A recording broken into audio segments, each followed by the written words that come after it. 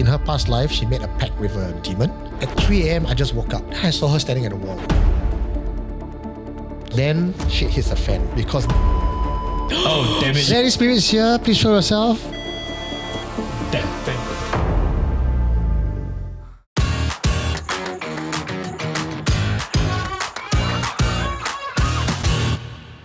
Yoo-hoo, everybody, we have a very spooky dooky episode today. So if you are watching on Halloween, welcome. Welcome.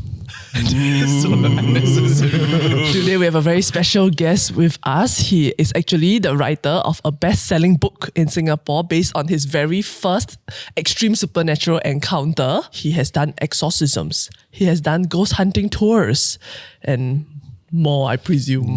We are about to find out. Welcome to the show, Supernatural Confessions, Eugene Tay. Thank you. You know, I mentioned the best-selling book that you wrote about your first extreme encounter, right? Can you tell us a bit more about that? Like, what happened such that you could write a book about it? Yeah, you know, most of us, right, when we have paranormal encounter, usually army boys, okay, like the hair on the bed, the sleep paralysis, common, right? At most, you get a doppelganger in the toilet. It happens for the split second and then you live the rest of your life normally. But when a haunting becomes persistent, we're talking about every day, 7 p.m., you know, the loved one gets possessed and you are seeing things that you can't even share with anyone because no one's going to believe you.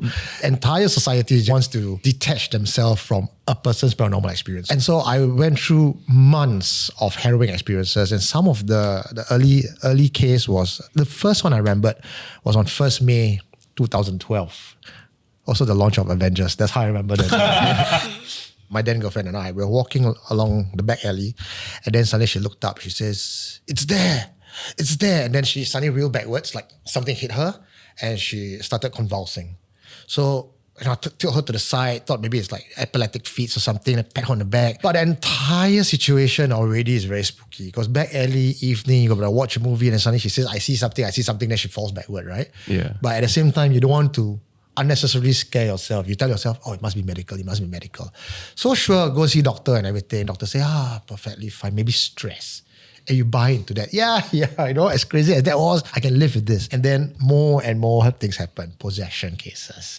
And either she's a class A Oscar-winning actress where she can turn character like that, right? Or she's possessed lah. Right. Then, of course, then I didn't know where else to go. I knew the signs by watching Hollywood movies and enough to be an Asian boy from a Peranakan family to know what a ghost is. But it never occurred to you that it would happen to you. Then a few days later, we went to work. So we were at Palace of the Golden Horse, which is in KL. So we were staying in this room and straight away I walked in. I was like, oh, goosebumps, everything. And then she's like, And I hate it when someone talks to you but don't look at you and just look right behind you. And she, okay. Then she looks away and walks away. Like, what was that, right?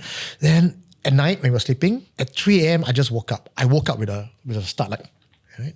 I'm a heavy sleeper. I can sleep throughout one. Then I saw her standing at the wall.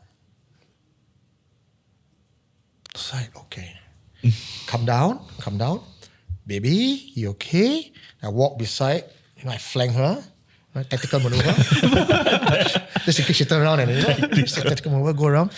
And then I look at her. Her eyes were open, but it's all rolled up. And she's going to the wall this way. So I held her gently and it was ice cold.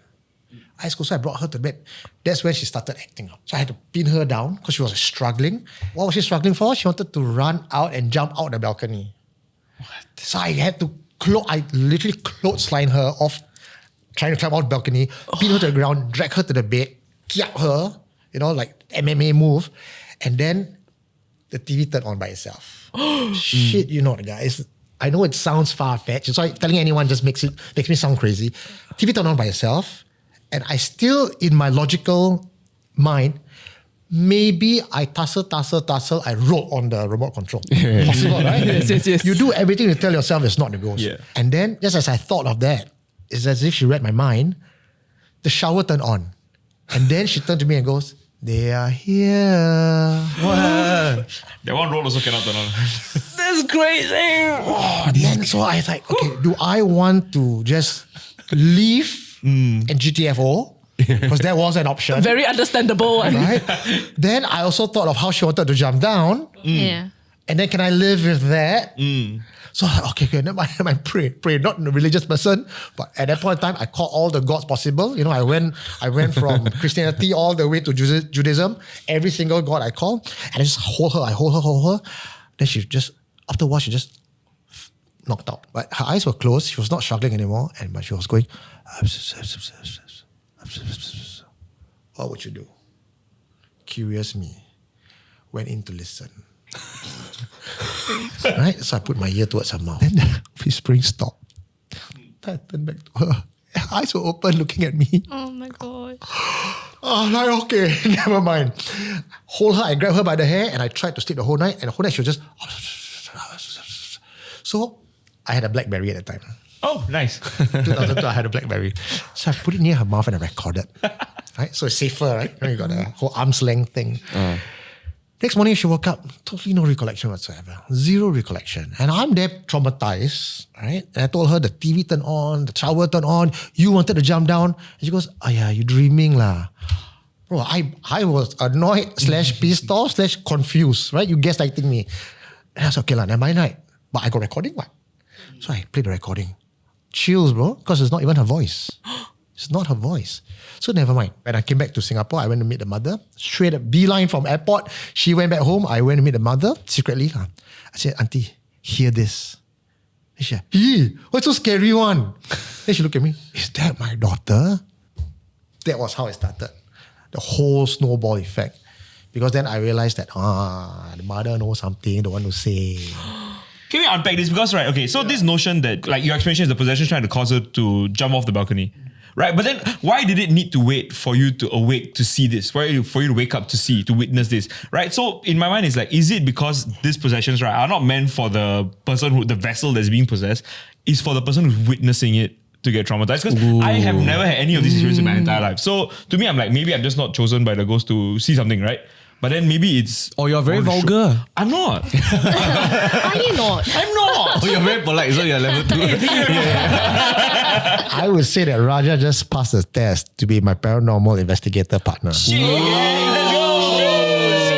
That is deep wisdom there, because when you do paranormal investigation, you got to unpack all this and not let fear dictate how you see things. Okay. And he's absolutely right, because later on as the story unfolds, I was a target. She was the vessel. It was to traumatize me. So you're right. So you got spot on with that. Right, This guy got talent, man.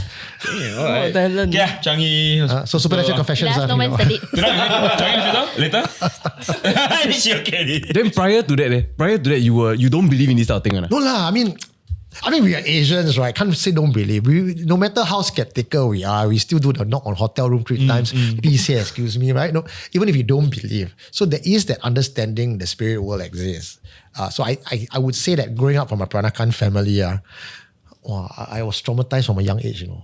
My grandmother, everything is the hantu. Everything. You sneeze, you fall sick, you offend the hantu, is it? You walk halfway, you trip and fall, hantu push you lah. So I remember growing up, right? You all eat paracetamol, right? I was eating the talisman water thing, you know. Sick only here, burn, put the hantu. Really? Yeah. But you got recovered. I don't recall, but give it 3 working days, you still recover from the fever anyway, right? So then, like, okay, so basically you kind of, you're not that skeptical to begin with, right? And then, but it was only when you had your own encounter and you saw with your own eyes that you then really believe in everything. And then what happened? And then following that, already traumatized as hell, scared, what do? You overcompensate and become more bravado. Right? So I started becoming foul-mouthed, because it is said that if you curse and swear at the ghost, you scare them. Oh. Really? I mean, there's 4 levels. So first level is you ignore them. Okay. Right? If there's something in your room, your parents say, just ignore them. Pretend you never see, never hear, never smell. Right? It will go away. Yeah.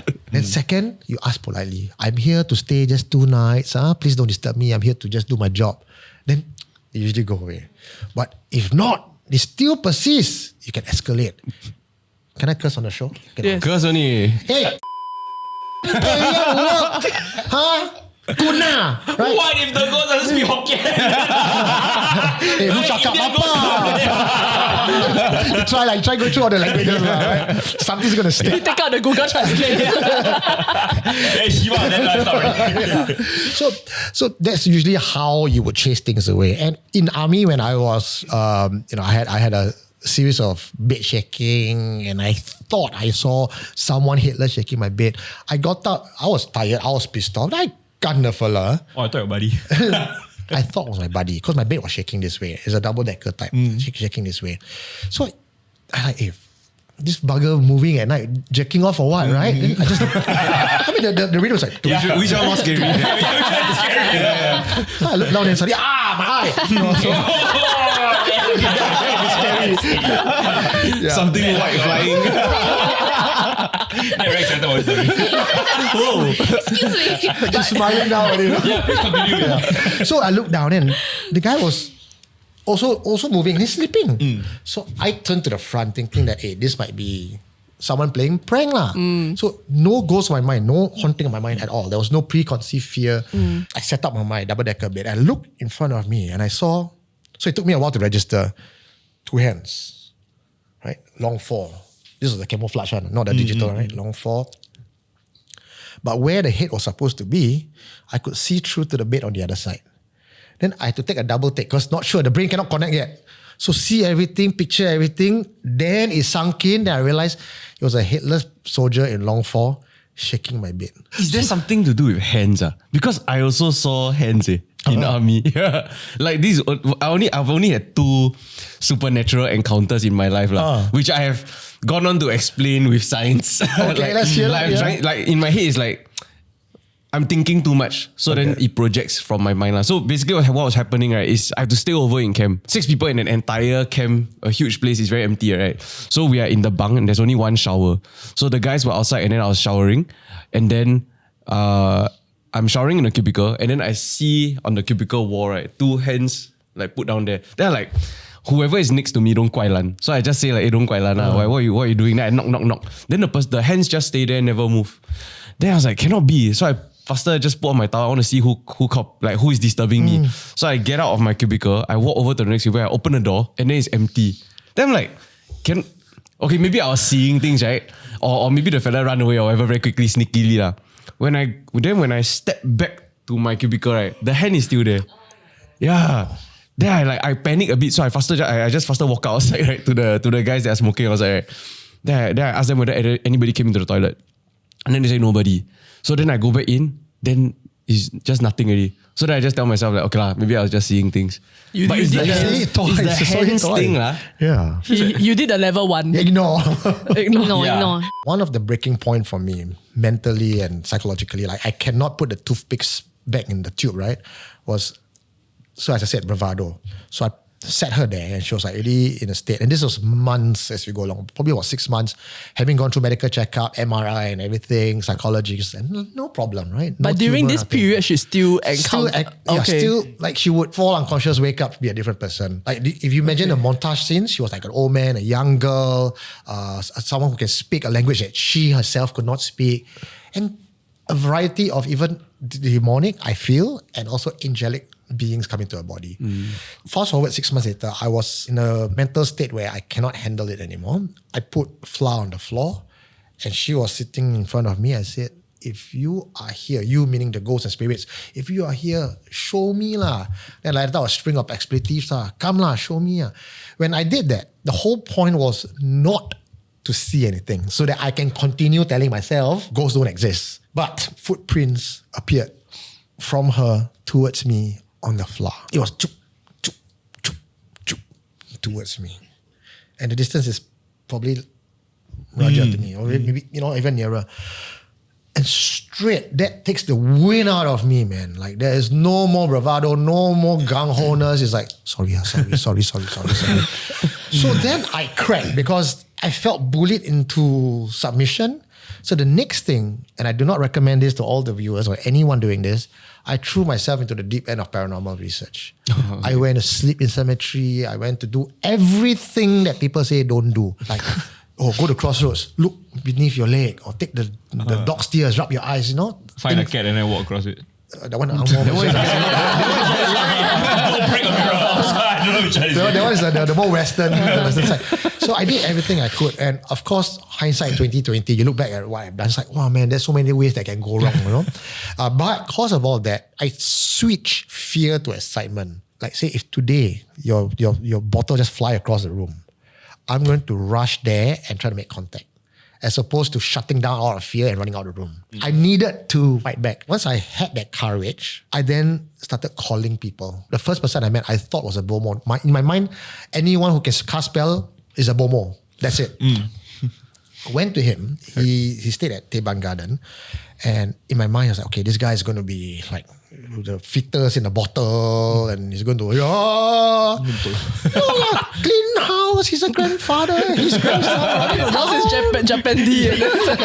It's a minimalist house that no toilet on the wall. So I sat down with him, and he was like smoking the krete. So he doesn't talk much. Right? He just, I think just sat there. He sat there. He like, so apa sal? Then I said, Cik, I come here because someone I know, I never say who, someone I know possessed lah, right? Then he, nama apa? Photo? Then I pass him the photo, I pass it, got the name, birth date. Then at that point in time, I don't even know how to trust him, right? So I gave him the wrong date lah. Oh, okay. Test him lah. You gotta test him. Okay. Oh, you did it on purpose? Did it on purpose. I get the wrong date. Then he described her to me. No, that's really not it. Then he tried a second time. Then nope, that's not it, right? Then he tried the third time. Spot on. I said, yeah, that's her. Then he, you're dead wrong, huh? And he corrected me. He gave you her birthday. You had me a hello. Right there. Wow, that's one way to earn a skeptic. Yeah. So then we had a long chat. I mean, the story's in the book, so I'm not going to get the details. But after that, I said, bring her here. Very Singaporean, very practical. Cik, how much? Must ask lah, cannot get surprised, right? $77.77. Which I thought, all things considered, fair price. You go to doctor for one MC, also $80 already, right? But the toughest part of it all is to find the bloody 2 cents. Oh, yeah. Wait, he want cash Cash, pun sa ampao. No pay now, pay lah, pun sa ampao. Then when I came back the second time and I passed it to him, no, you put inside the mosque downstairs. So he didn't even take my money. And he got the dates right. I had absolutely no reason not to believe him and trust him anymore. Of course, he told me a lot of stuff about her that the doctors did not tell me. So that was the first step into the rabbit hole where I spiraled downwards. But fast forward to the midway, I was told by many people that she had an ancient entity following her, which is likely her grandmother or someone from a past life. And through her recurring dreams and many Sion sessions, we determined the likely cause was in her past life, she made a pact with a demon, did not fulfill the pact. In this life, the demon wants something back. But where I come in is I was in her past life. Oh. Yeah. So the child that was supposed to be promised to the demon was never delivered. Oh. How that happened, why that happened, I don't know. Maybe I come in to intervene something, I don't know. But the demon is back to claim. So that was the story I got. So I assume that the ancient entity beside her is the demon that is hounding her. So then I pulled the plug and I said, remove the ancient entity. But before she was removed, she asked me, are you willing to pay the price of removing me? I thought for a while. Eventually I said, no lah. Any entity of this nature can't be good. So I pulled the plug and I removed her. I thought everything was okay. Then shit hits the fan. Because then the real demon came. So long story short, what I found out at the end, when I did a post-mortem of this whole journey, was that ancient entity, her lineage, was there to protect her as a guardian. Oh, damn it. So I removed the guardian. You removed the wrong thing. Wait, why she never just tell you? The thing with spirits, right, is they can never get their act together and tell you what they want. They tell you so cryptic, man? Yeah, for all the riddles and the tests. Can you afford to pay the price instead of I am the Bro, I'm guardian? a good guy, bro. This is like the most complicated game of magic ever. You got 5 words to tell me you chose that. Yeah. Oh my God. Okay. So then eventually, I think the very last part, the last day that I managed to exorcise the spirit. So the night before, I actually paid good money. I paid about $350 to meet this holistic practitioner. So she's the crystal type. Okay. When I went there, paid up everything, she told me, oh, this one, you can do yourself. I said, in my heart, it's like, hey, I pay you, I'll do myself. Then she said, you got it in you. Okay, never mind. Who am I to tell the expert otherwise, right? You're going to go there as a willing participant. The least you can do is listen and not be a dick about it. So I said, okay, then how? You draw a circle, you put 3 candles. This is at your house? At any house, at a place. Okay. Yeah. So we did it at her place. So draw a circle, put 3 candles. But you cannot use lighter. Use matches. Okay. So white candles and matches. I mean, it's part of the natural thing, everything. I get it, right? I watch enough Buffy to know.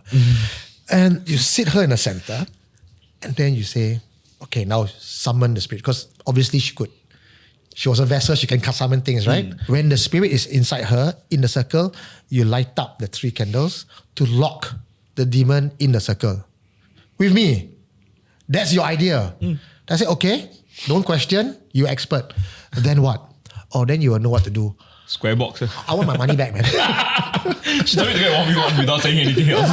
Yeah, kapak. Wait, so at this time you are like on a call with her, or she gave you the face to face in her room. No, At she's her house, like, House. Also, the do-it-yourself part is that I will teach you what to do. You just go and settle. She didn't even teach me. She is just that draw the right? circle, put the candle inside that. What happened? You know what to do.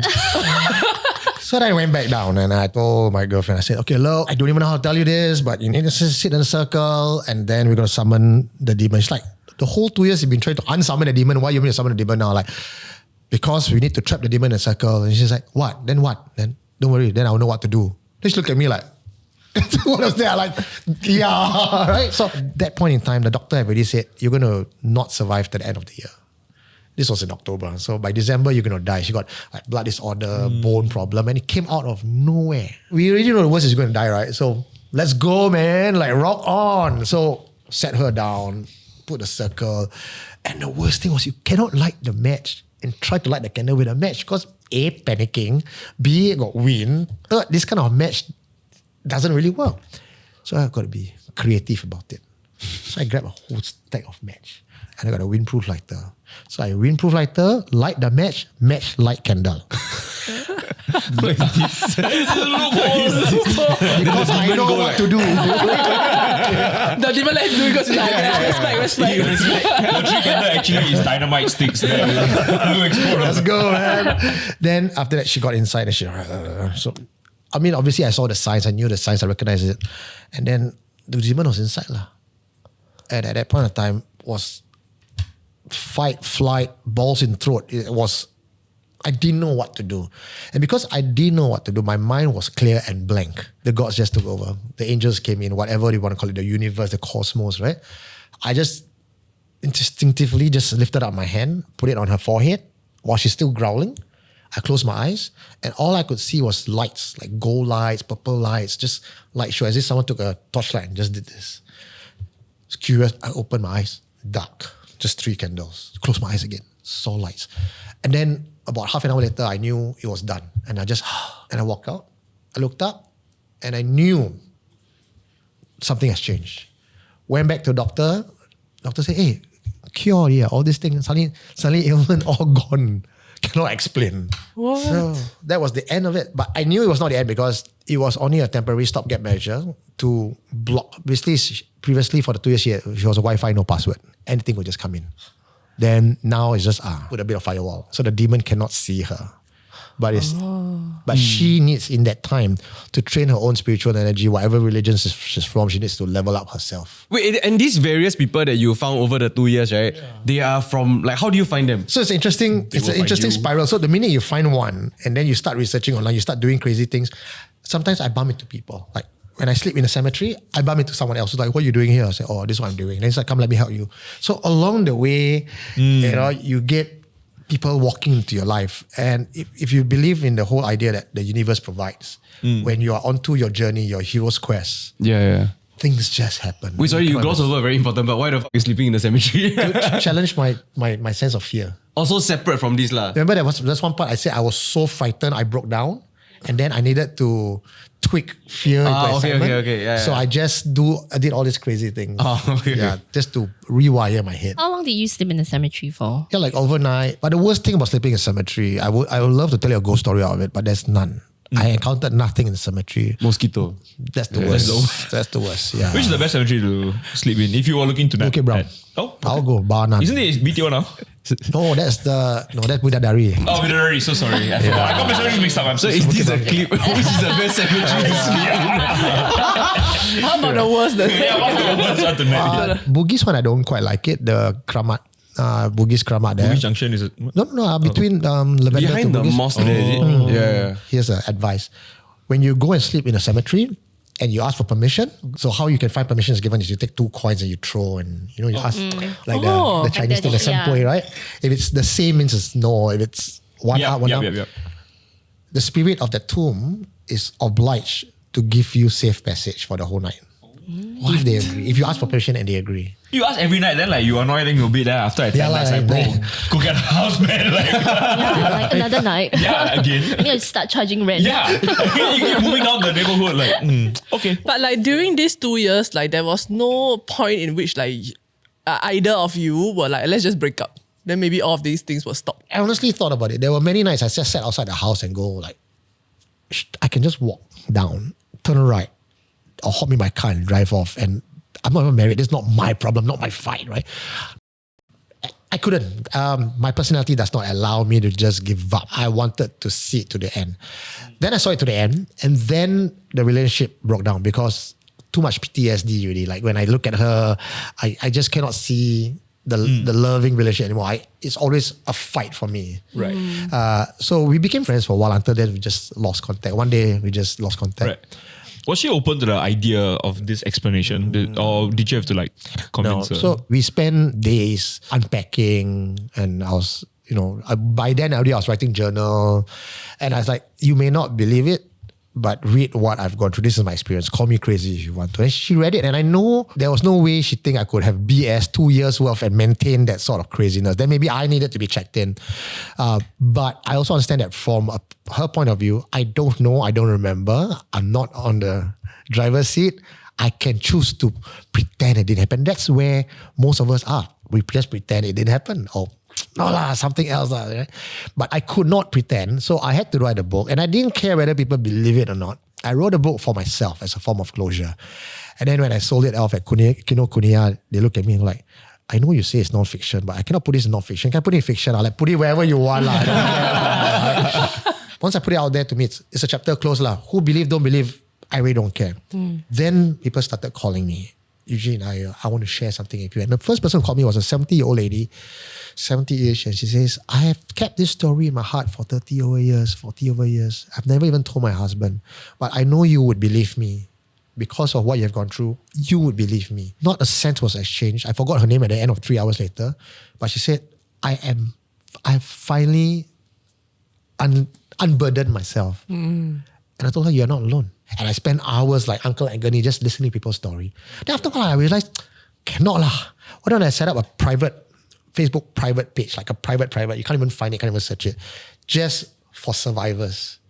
You got a problem? Go to that site. Here's the link. We will believe you. You just talk. But no best kept secret is kept for long. Then after a while, people started coming in. It's like, can I join? Then I realized, okay lah, people, survivors, what they want is just acknowledgement and validation. Just someone to hear. You don't even have to agree with me. Hear me out, right?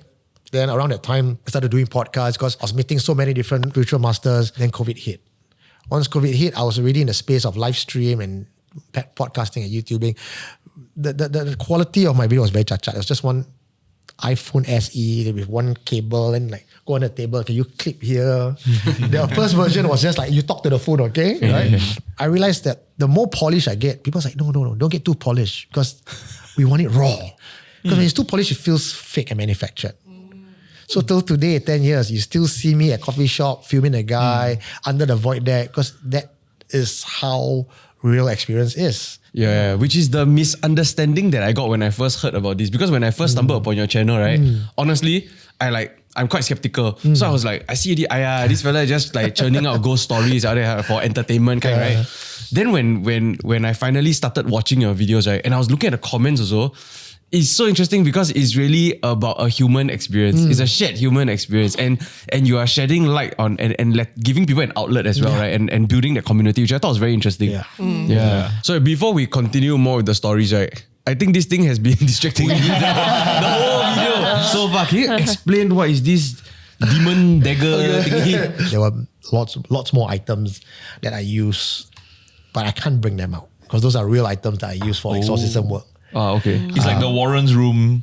I have an occult museum. Oh, Annabelle and you got like It's like cannot before bring John out. Wick go out to fight the next better then. Okay, not the armory. Yeah, but I have a couple of wands, organic wood wands, Kayuraja wands, black wood used for channeling. I have various talisman. These were from my earlier days. So that shrine is like a homage to my humble beginnings, having to use artifacts to do things. Now, I don't rely too much on artifacts. For one reason is that if I'm without artifact one day and I'm attacked, I'm going to be screwed, right? So if you're over-reliant on artifacts, that is a bad thing. Why I brought this was one of the early years of me seeing exorcism done was this particular thing. This is called a puba. It's a Tibetan... Puba. Yeah. It looks scary, right? There's all these faces here, right? So when I first saw it, I was like, wow, this is... Wow, what demonic entity is this? Apparently it's not. This is a face of a god in a what they call a wrathful image. The idea is if you want to go up against a nefarious entity, you're not going to go there, goddess of mercy, please be upon you. You want to go there and come, let's deal. Aggressive a bit. So when you bring this, right, and you go to a room, it's obviously charged and blessed. You stick it to the ground, I am challenging you.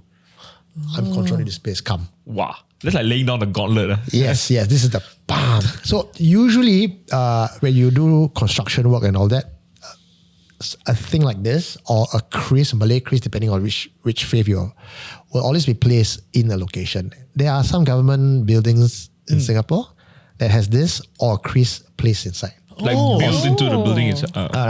Not necessarily built into the concrete. Like is it accessible? The ones that I've heard of, yes, it's accessible. Wait, so where do you learn how to use things like that? You have to go to some temple somewhere. So I think over the years, having met so many different masters, I picked up skills along the way. I learn, I pay attention, I ask questions, and I would sit with them for 3 hours and be a willing student. Tell me, teach me, and sometimes I even want to be able to do that, right? Because I remember being in a position where I was so helpless, don't know what to do, don't know who to call. But now that 10 years, 12 years have gone past since then, I can honestly say that I have become the person I needed. So now I help others. And the people that I help and the houses that I go who really needs help, you don't see me going with a camera and like, sir, can I film you? Tell me how you feel. You see things are flying around, babies are crying. I mean, as much as that is great content, right? But you got to respect. I think got 5 movies about this. And that's how. So I've got to respect the victim. So can I touch this or not? Yeah, go ahead. JP, no! JP, you're not powerful enough. JP. Like the spirits or like, do they have like a cultural like basis or like a Sometimes, yeah. religion? Because can you then communicate with, I don't know, like spirits from all sorts of... Yeah. So how would you know? We think of it in a very human-centric way. Like, you're a Chinese ghost, I got to speak Chinese. Or I see a Malay ghost, do you understand my Hokkien, for example? No, they understand you based on your intent. Which is why you could pray in any language and God will understand. Oh. Right? The same way spirits do not need to hear your words to understand what you're trying to say. So there were times I met a spirit with a songkok. Oh. Yeah, and there are times I met something that is totally unrecognizable. Then some is there's a Chinese man who sits there and only speaks in Teochew. So they come in all shape and form, and I would speak to them in English, like through intention. And so my early days is this one. This one I think you all know is very common. I've seen this in Phasmophobia that I play. Yeah. So this is your basic level 1 is your EMF device. So from the Western philosophy, the spirit emits a specific range of energy that this thing can detect. Okay. Now that's a fallacy. It's not like you walk around the office and you bump into something that think, oh, you are dead, and it goes like, damn, she caught me. The spirit would have to deliberately emit that energy to communicate with you. Right. Which means if there's something standing here right now and I keep cho-cho, nothing's going to happen. I need the spirit to communicate with Want me, to. show me a sign, bring this up to 5. And the spirit will have to spend energy on his or her part to make this go up. And then you get excited. Oh my God, is there any spirits here? Show yourself. Can we ask now and check? Are there any spirits here? Please show yourself. That fantastic.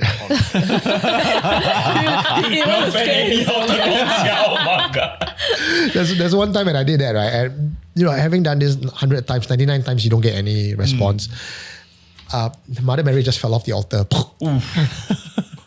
The homeowner look at me, I look at them, I'm like, I think the aircon too strong. Very quick. So then in paranormal investigation, you got to ask the same question twice just to confirm, right? So if it's one, no matter how incredible it is an accident because you cannot replicate it. So you ask again, if that was you trying to make contact with me, show me another sign. Then the rosary beads just flew off the altar, slide across the dining table onto the floor. The family put the keys on the table and said, you can stay here tonight. This is your home.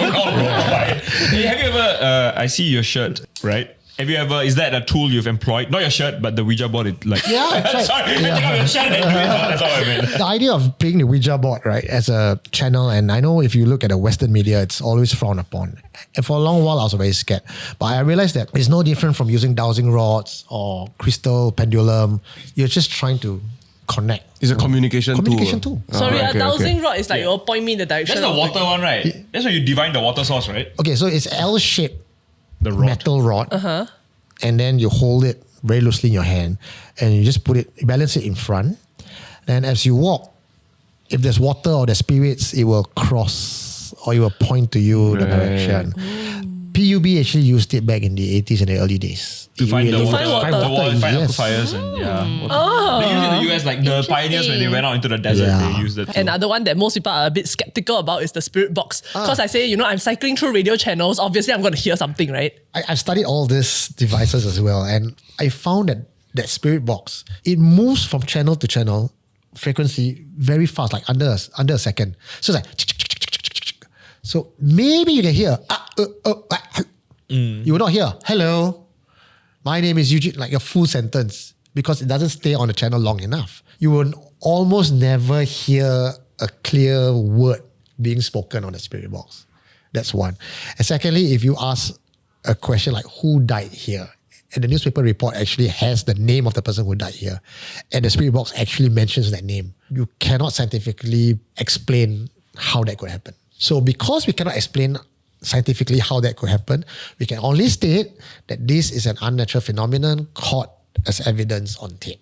Right. So when it comes to like verification, right, the only time I've ever encountered something that I cannot explain was also during army. You mean aside from the hand that you could explain, is it? So this was a separate thing. So basically, army, you come in batches, right? Then people will ORD or whatever, right? So when we first moved to this camp, one of our batchmates, he said he got like the eye or the, I don't know what it's called, but the eye. Seeing eye. Okay. So then we were at this smoking corner and then he pointed to the tree and he said, there is a figure that lingers on this tree, but it is a peaceful figure. Then apparently they have like color configurations of some sort also. So he was saying that, okay, there's like this green energy of a figure, like shadowy figure there. Just leave it alone. Don't go and like kacau or whatever lah. But just know that it's there. So then we all laugh at him. Then we just like, you talking cock lah, funny story, blah, blah, blah. Hey, watch this, I go and pee at the tree now. Oh, wow, ballsy, man. I can see you doing it. The weird thing is that there was one Encik who always talked to the tree, but we don't know why. Yeah. So then a year later, right, this batchmate, he ORD already. So then a new batch came in, and so they have never crossed paths before, right? Then another random boy just come up to us at the smoking corner, and then he described the exact same thing. Then we like, how does that make sense? Because if both of them, without any prompting, are describing the exact same thing, right? Then that means there must be, they must actually be seeing something there. Or maybe they are friends outside.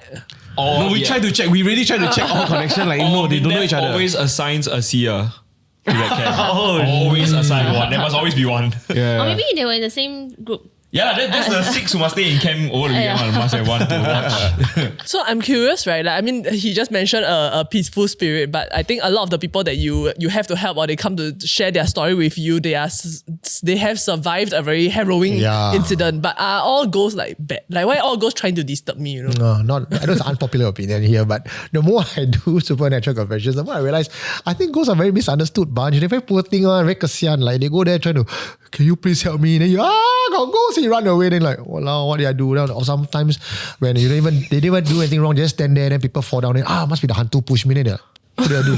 Bro, what I do is I just came here. Yeah, so I think they're very kasihan. And there are cases where I've been to their houses and people say it's haunted. There are like tragic stuff, right?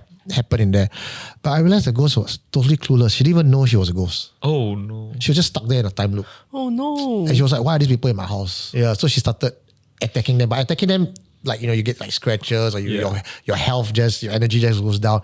But all that old woman wants was just to get the intruders out of her house. In her worldview, the humans are the one antagonizing her. Right. So then you have to tell her like, look, auntie, you have to move on to the light. Then usually they'll break down because realizing that they are dead is a very sad thing for them. Like one uncle who possessed my then girlfriend, and he's like, I'm waiting for my parents. I'm waiting for my family. I just want to squat down the road. I wait for my family. They are going to be here. They're going to be here. And I tell the uncle, they're not coming back. Sometimes you just need to hear that. Then he started crying in front of me. I'm like, oh wow, how do I deal with this? Do I hug the uncle / my girlfriend? Like, what do I do?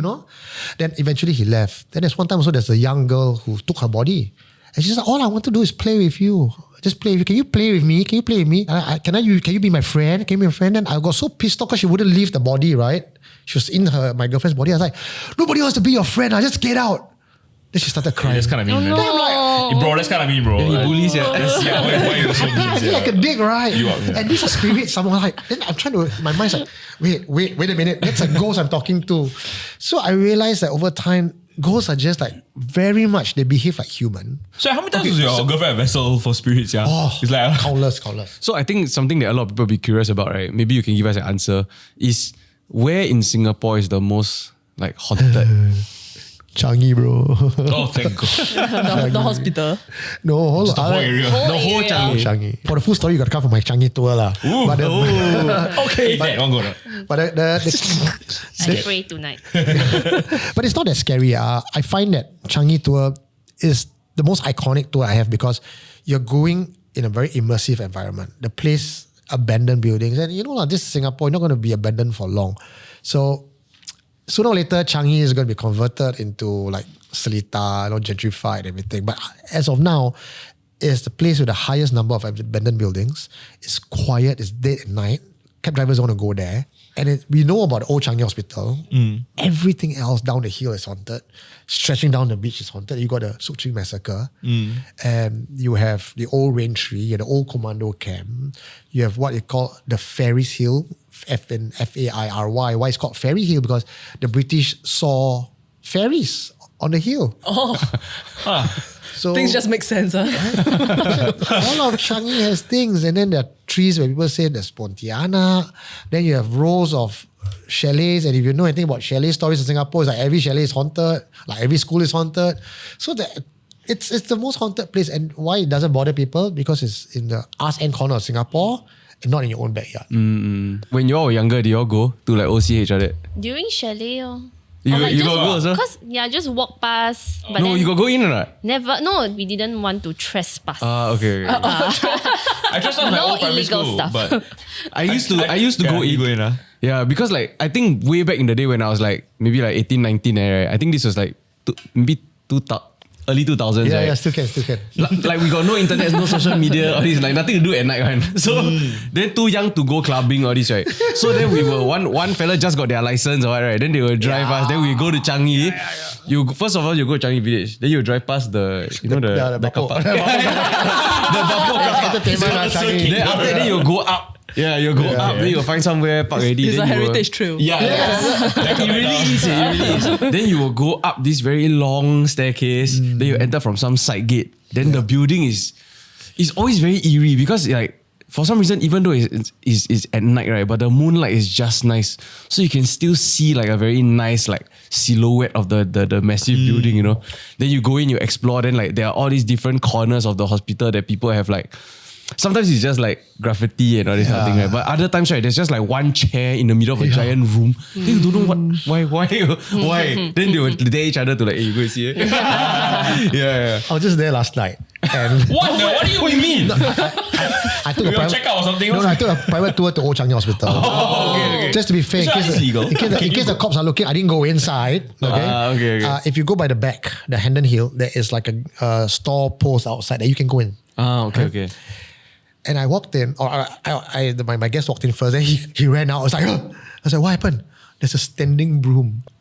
So in the whole room, the store, there's one broom that's standing on its own. In the middle. In the middle of the room. Oh, what? And of course, with your torchlight, everything's like green. He's like, oh, this looks freaky. Then, will it move? Then you just wait there and like, move. Wait, but this was last night. You all take pictures? I got it later. I showed you. Wait, I don't know whether it is okay, I guess, to like, I think I'm afraid of taking pictures of such things because, right, so my mom shared this story with me where she had a friend that went to China. Then, you know, they got a lot of those pagoda. Then her friend just like take a selfie, that kind. Then like after she came back, she started becoming like super uncomfortable. Like she keep falling sick. The doctors cannot explain. Then eventually she went to the temple, right? Then as in they tried to trace back, like, you know, what did you do recently and all that. Then they found out that she went to China and visited some of the more like historical or ancient sites. Then she was like showing some of the pictures to the temple person. I'm not sure what's the proper term. But then they saw inside like this pagoda. Then she's like, hey, like she feels something there.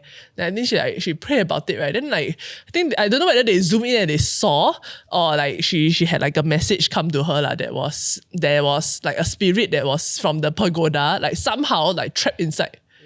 So then she actually had to like, I think like they draw the talisman for her or whatever. Then she had to go back to the same place and like pray to like release the spirit almost. Ever since I heard this story, right, I'm like super scared. I feel like I don't want to capture anything and bring it home with me. So, but how true do you feel like? Not how true, like how is this possible? Is there something to taking photos at places that are spiritual and So we're looking from a parascience point of view and we try to dissect that. Yeah. Image captures energy signature. And that's how psychics can look at your photograph and detect energy.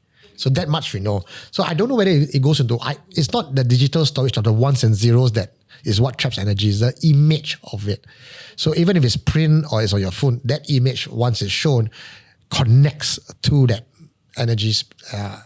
So when I go for certain places for meditation, up the mountain, and the guru says, now that you have been here, you have seen the place, when you go back to Singapore, you don't have to come back here again. You just have to visualize this place to connect to energy. So if we use that theory, then the photograph that you have taken could be connected back to the ghost in that spot. It's not as if the ghost is in your phone but you're capturing the energy signature.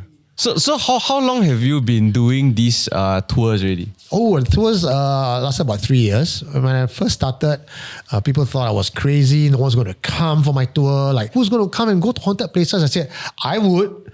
When I go overseas, I always book all the haunted tours, especially in Europe and all that. And I would love for Singapore to have a dark tourism. Changi being one of the spots that I think is perfect for it. So I wanted to be a customer. I wasn't thinking of running a tour. I couldn't find anyone running. So I said, put my money where my mouth is. Yep. I'm a Changi boy. I got all the stories. I created a Changi tour. Turns out right after that, back to back, I was like selling full house. Right. Damn. Then one day STB called me out. Hey, I thought I made it. Oh, STB recognized me already.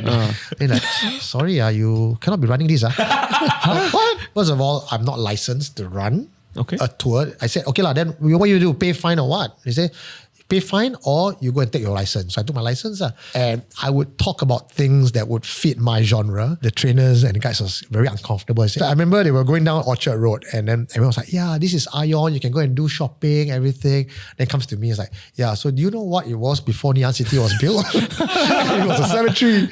Then when you go YMCA, it's like, that used to be the Capital headquarters. Then they go like, yeah, don't say all this. Don't say all this. Yeah, so when my I final, accidentally go on the wrong like duck tours. yeah, dark tours, not dark tours. Yeah, exactly. Eventually, people started, picking up the idea of dark tourism, and I think bless the soul of Heritage Board. Last year, there was the first time they actually opened up their doors and says, we would like to put Changi on our Heritage Festival. The Changi, the Ghost Walk Changi. Right. What about Haw Paw Villa? Like, because they're like depicting hell and shit. Like, is there? So I did a filming in Haw Paw Villa for one of my haunting history episode, and on the contract it says, you will not say Haw Paw Villa is haunted. So I can't tell you Haw Paw Villa is haunted. But is Haw Paw Wait, Villa as in- not haunted? Okay. I got it.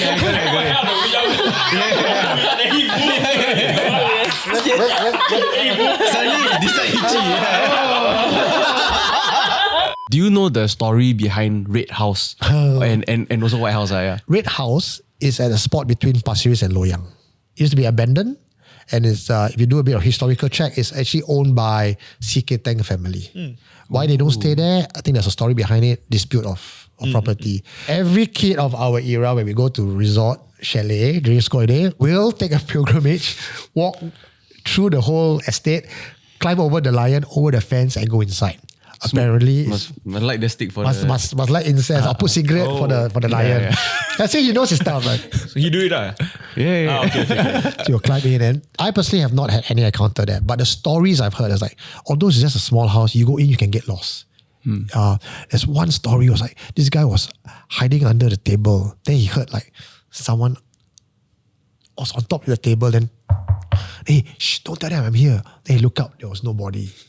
Then he tried to get out of the door. He realized that the whole room got no more door. But these are all stories, so take it as you will, right? But even though you know it's a fake story, there's something about stories that just plants a seed in your psyche.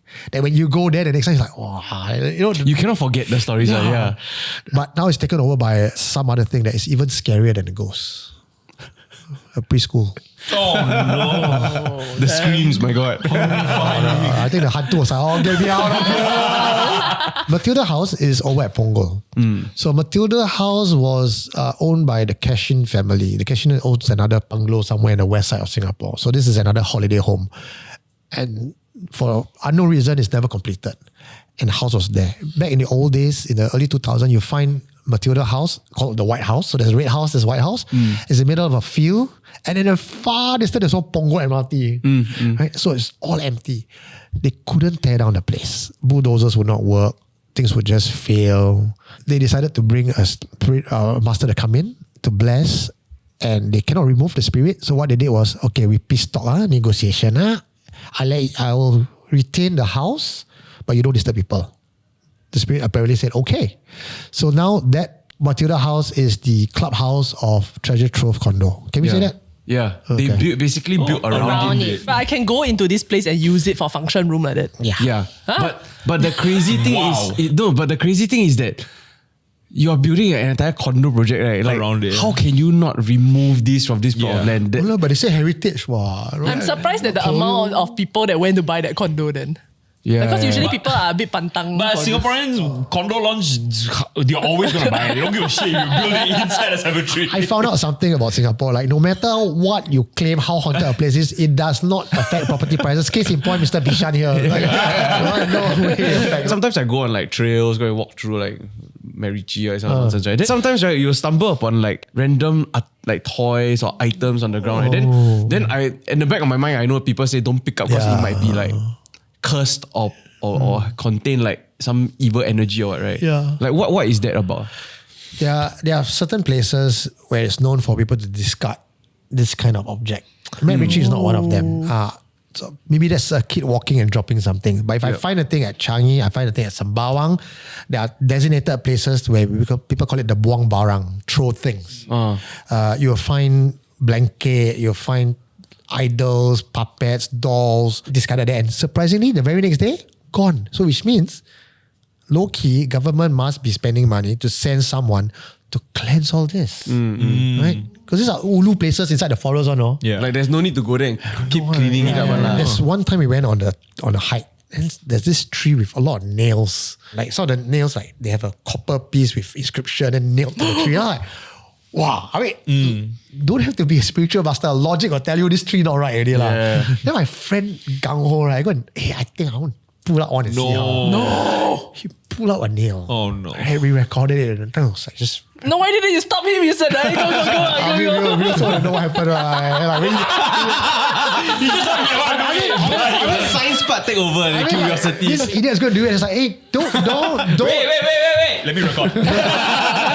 He brought it home. He got serious on nightmare. He felt sick and everything. And this he see this female spirit constantly in his room. Then after that, he just to throw the, I don't know whether he got a ustad to come in or something, but he wrapped up and threw back into the river. He brought the nail home with him. Yeah. Yes. I feel like multiple steps quite a bit. So many points we can avoid problems. Different failure points. Yeah. We have like Pontianak, right? Hey, sorry, we say the P word twice already, by the way. Habis, that's it. But I don't see the people again. But then when you smell the jasmine, That's at the so tree, that's usually tie in with the Pontianak law. Right? oh, you said it. Habis 3 times already. That's why I say P word. Then you go. No, but technically he said twice, he said once, so he said Oh, one. this when he said one, right? Okay. Still safe. Wait, what happens when you say try? Oh, He will follow you. You will follow me. behind you, if you smell jasmine, then you. The folklore is that when she's around, you would smell a floral smell. Usually, usually she'll smell of frangipani. Oh, Frenchman. Yeah. Yeah. And when she's near you or when she's in attack mode, the smell will turn to something foul. So there was one tour we went on. We were standing in front of an abandoned building. Then I smelled something floral. Then when I did that, then people started to. Then everyone looked around because all smell something. Then we moved to a safe corner. We're like, so what do you all smell? They're like, yeah, I got smell. Some say foul. Some say flowery. Some say smells of food. Like, hey, we were all there smelling the same thing. How can it be so different? So this is usually a sign when it's an entity around. Yeah, where there's a smell, but you cannot pinpoint what it is. Is there a commonality between the kind of people who reach out to you? Have you noticed any sort of pattern? Yeah. Oh, There's a demographic in Singapore that seems to be more haunted than Okay. other races. so who is the most haunted race in Singapore? Is coming down to. Let's play Hangman. I buy a A. Yes. That's the only one you can illuminate. Okay. Yes. Sold. Really? Interesting. Yeah. Firstly, because their culture already puts them in a mindset that they believe in the supernatural. Their lineage, from the kampong days and all that, already dabbles in the supernatural. And even till today, black magic and spells are used prevalently amongst that demographic.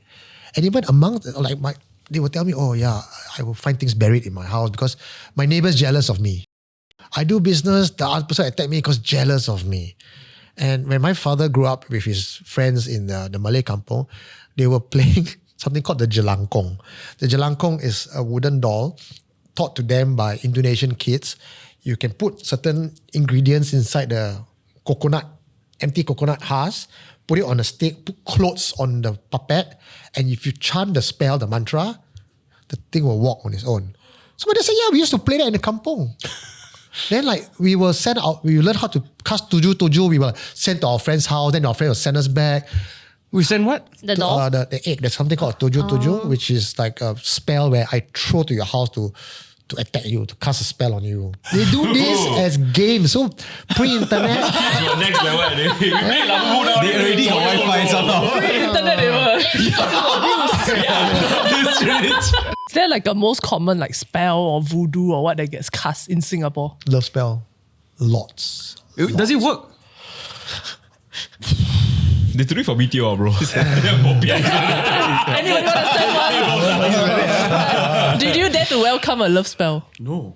Oh. It has to happen organically, But you won't know. Oh, you won't know? If someone casts on you, There's you won't spam, know. I know some people, and I know the master as well, who would go to this master who's known for love spell. And it's like an 85% hit rate.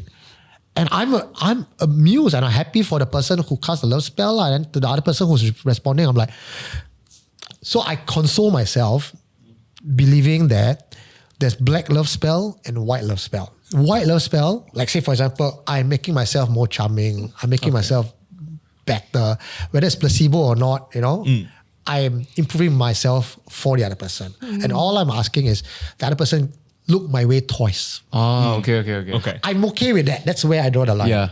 But what I'm not okay with, and there are many out there, is I will put something in your drink. I will rub oil on you. Roofie. And I'll roofie you technically. Basically. To me, that is denying the person of their free will. Yeah. Okay. Then I think that's where, That's just assault lah. Then is there a telltale sign that I've been casted a black love spell, you know? yeah.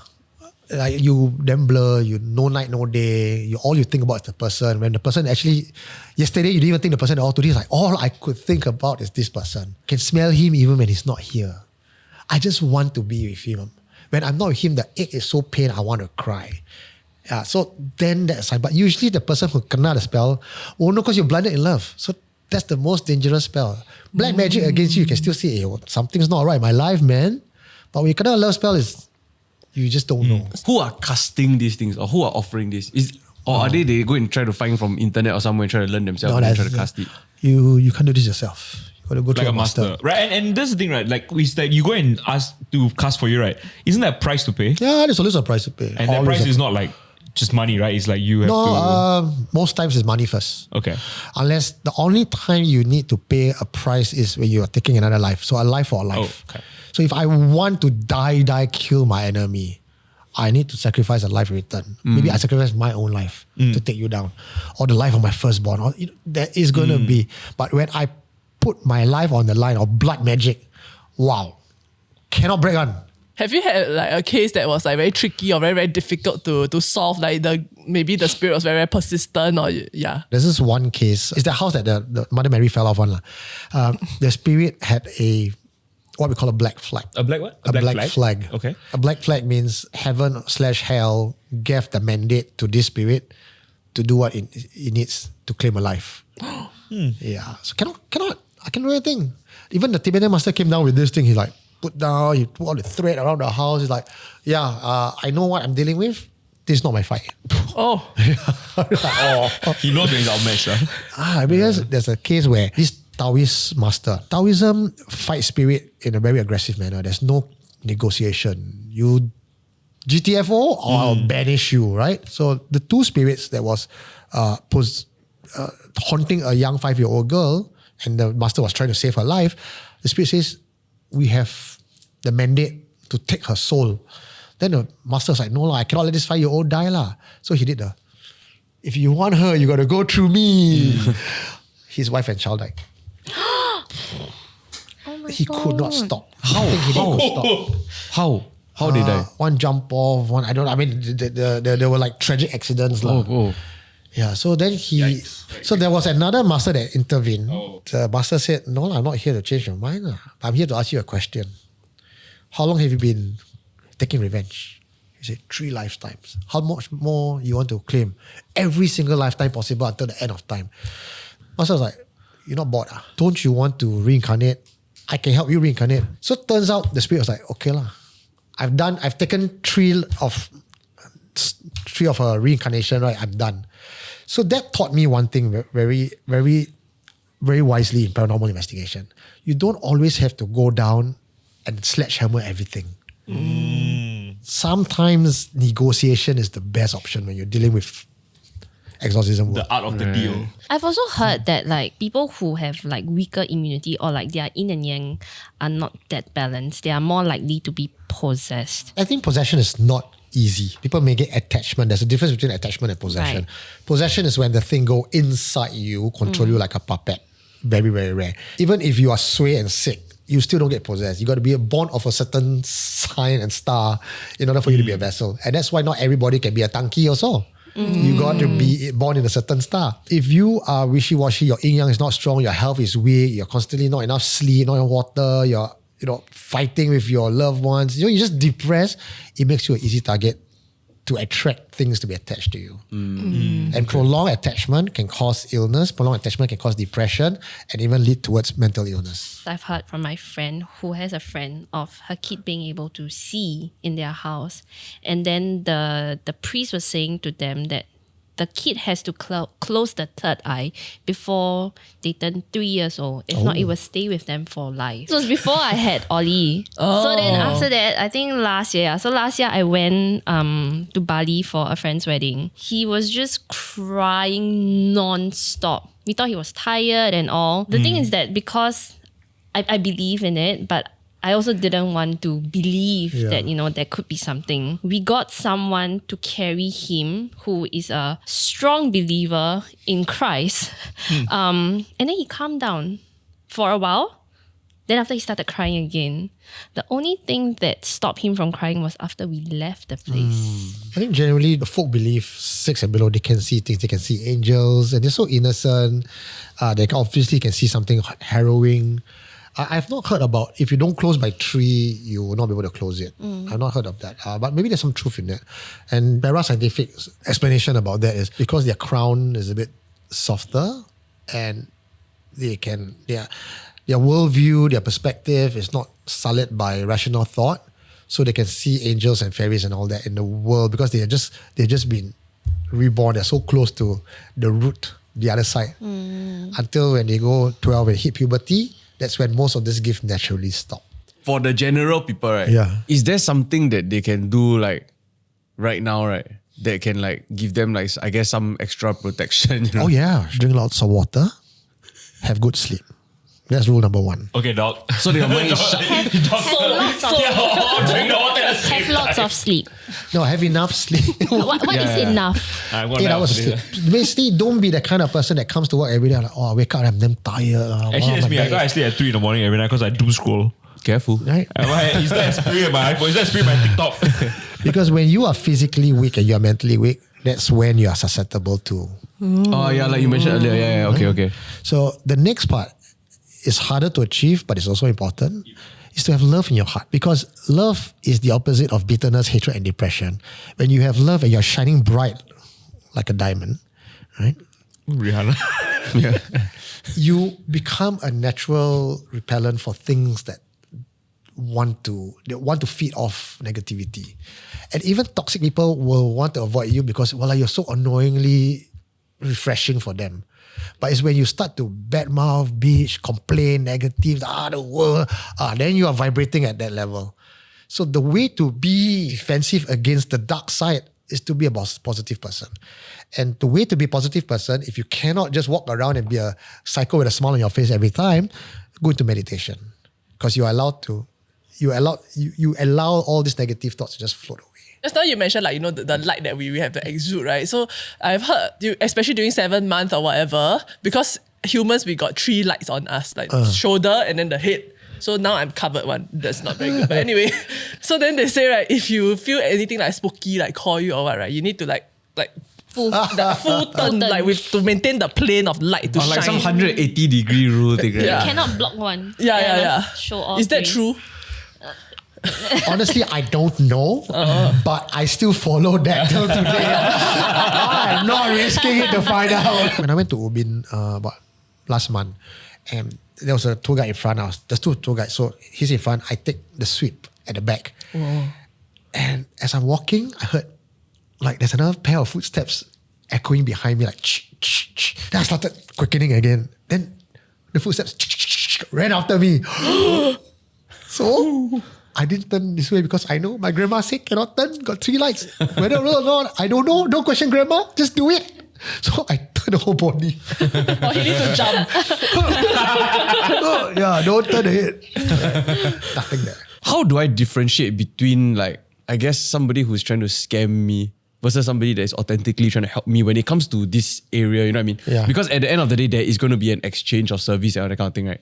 Yeah. If someone's helping you unsolicited, assume it's a scam. Usually the people who are there who can help you, and this is, I'm speaking through 10 years of experience, they're never easy to find. And they usually don't want to help because they don't want to get involved. They will only help you through a personal recommendation. So if you find this guy come up to you like, hey brother, I see your face got shadow.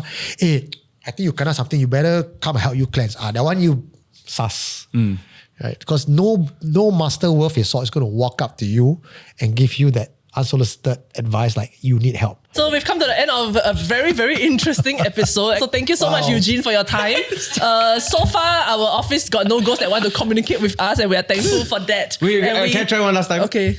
If anything is here, please Like, share, subscribe. let us know.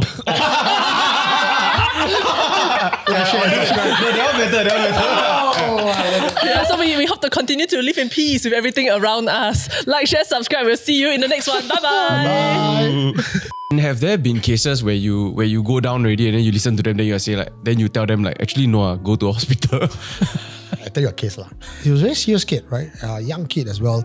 Says, my parents doesn't believe me. No one believes me. I want to share this with you. Wow, that got my heart. So really, the bro. kid reached out to you? Yeah. Oh. It's about, I think 19, 20. Okay. So that line got to me, right? No one believes you. Never mind. Come, Uncle Eugene believes you. Tell me, right? He said, I can hear people from downstairs calling out my name, and I go to school, they all look at me and they will curse me. And I was like, sometimes I go to the bus stop, they'll be standing there like, okay, so you see them all the time. They are just there. There's a group of people. So firstly, I know a group of people, not quite the usual behavioral pattern of a ghost. Like, okay. The ghosts don't gather together and point to you and laugh at you. But maybe it could be a jinn projecting a crowd of people, tapping on your insecurities, right? And then he says, at night, I can hear them in my room. Then I asked him, I said, how long has this been going on? He's like, it's a few years. I said, so what have you done? My parents keep sending me to IMH. Then I said, so how? He says, every time they send me there, I come back, I'm fine. Then until they come back again. I said, so when do they come back again? When I stop taking medication. Like, okay. Well, I wish I started with that, bro. I said, I think the best way you could do right now is take your medication, shut them out first. Let's get to that. Let's solve that problem first, right? Then he, yeah. I said, how about you take medication now? Tell me tomorrow if you can still see them. Then he came back tomorrow. I didn't see them. I said, you see, we solve it, right? He's like, yeah. So I said, take some more. Positive reinforcement. But I always try to get them to go to doctor first. But there are sometimes they'll tell you, doctor say nothing, this cannot, that cannot, nothing, everything cannot work. So how? I say, okay, then come along.